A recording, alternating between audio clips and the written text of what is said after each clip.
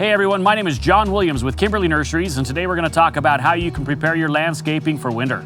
An important part of preparing your landscaping for winter here in this area is having your irrigation system winterized. This typically involves using a large air compressor and using it to blow all of the water from the sprinkler lines out of the system so that when the cold temperatures really hit, the water isn't left in the pipe and the sprinkler heads to freeze and cause them to burst. Sometimes because of scheduling, it's not possible to have your system winterized prior to the freezing temperatures starting.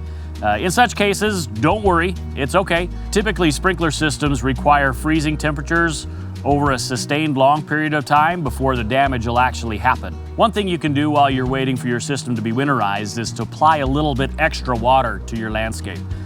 Building up the water in the soil profile will help the landscape plants and the lawn to be able to last through a warm, dry fall that we tend to have. After you've had a chance to apply a bit extra water to your landscape, it's a good idea to turn your sprinkler controller to the off position while you wait for somebody to come to winterize your sprinklers. However, there are some parts of your sprinkler system that can have some problems with just mild freezing temperatures. Those aspects of your sprinkler system are typically the pipes that are above the ground. For those with pressure irrigation systems, this typically applies to the filter assemblies, and for those that are on domestic water, such as a well or city water, this would apply to a backflow prevention device. Typically, it involves a pipe coming up out of the ground, going into an assembly, and then back into the ground. In freezing temperatures, the water in these pipes can freeze a lot easier and cause the pipes to burst. We typically recommend insulating these pipes by simply wrapping an old blanket around them to just help insulate them from the cold temperatures. But it's important to remember that this is only meant to be temporary until the system can be winterized. Sustained periods of freezing temperatures can cause even insulated pipes to freeze and break.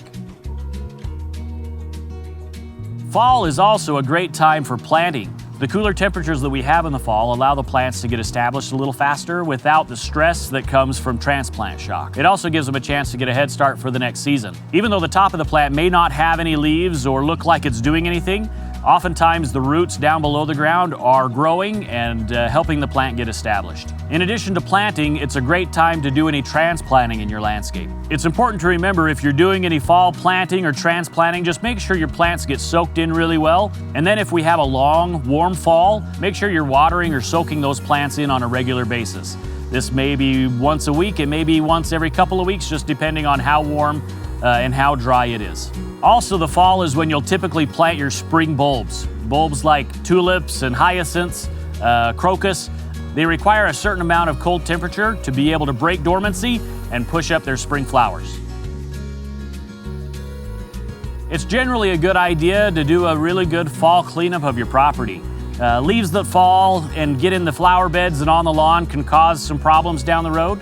Cleaning the leaves out of the bed areas can help reduce hiding places for pests and insects that can cause problems to your plants. Removing leaves from your lawn can reduce the potential for fungus and disease to get into your lawn and cause problems there.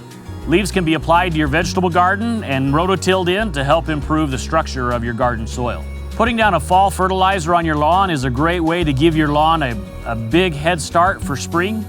Typically, fertilizers containing a higher percentage of phosphorus when applied to the lawn in the fall can help improve the root growth of the grass.